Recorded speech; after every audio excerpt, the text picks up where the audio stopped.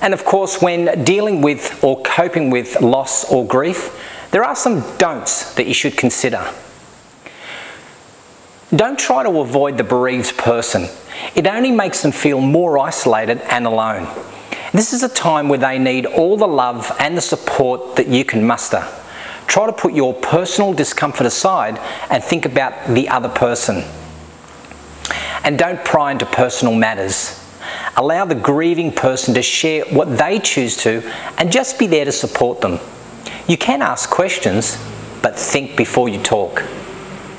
And don't ask questions about the circumstances of their loss. You of course can talk openly about the person who's dealing with the situation, but not necessarily the circumstances unless they bring it up. And don't say things like, "I know how you feel," because truthfully you don't. You don't know how they feel, and no one does, whether you've been through a loss before or not. And don't be surprised if they turn around and scream, "You don't know how I feel. No one knows how I feel." Of course, there are other things you should avoid saying.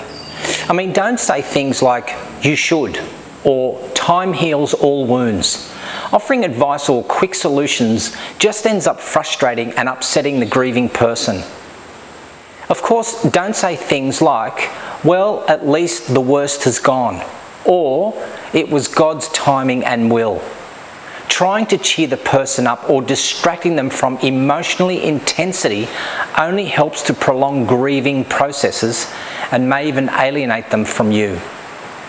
I've heard many people who try to comfort a grieving person by saying things like, "Oh, it's not a bad thing," or "You'll be okay," or they say things like, "It's not as bad as what Africa's going through. Things will be back to normal before you know it." Or they'll say, "It'll get better someday." Grieving people know this intellectually, but in their heart, they may feel so lost and alone. These statements tend to minimise the loss and could upset the grieving person, and they may even feel frustrated and angry with you. The one thing that most people want to do to provide comfort is to give help. But don't say things like, "Just call me if there's anything I can do." In the midst of all this grief, you just can't think straight and you have no idea what you need. So it's up to you to call, and if the grieving person doesn't want to speak with anyone, they won't answer the phone. And if they don't answer the phone, just leave a supportive message and let them know that you're thinking about them.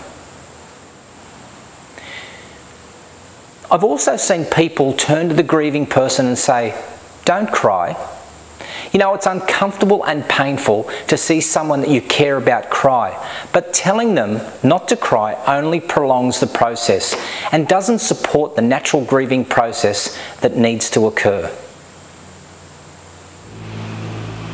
And finally, people ask me, "So what can I say?"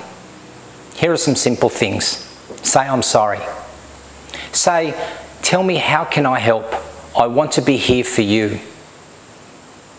You could ask, "Would you like a hug?" You could say, "Please tell me what you're feeling right now.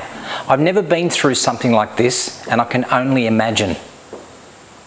Say, "It's okay if you don't feel like talking right now. Just to let you know, I'm here for you to listen whenever you're ready." If you're close enough to the person, say, "I love you." And of course, talk openly and directly about the person themselves. Supporting a friend or a family member throughout the grieving process is one of the most selfless things that you can do. It will never be forgotten, and it will likely help build a bond that will last a lifetime.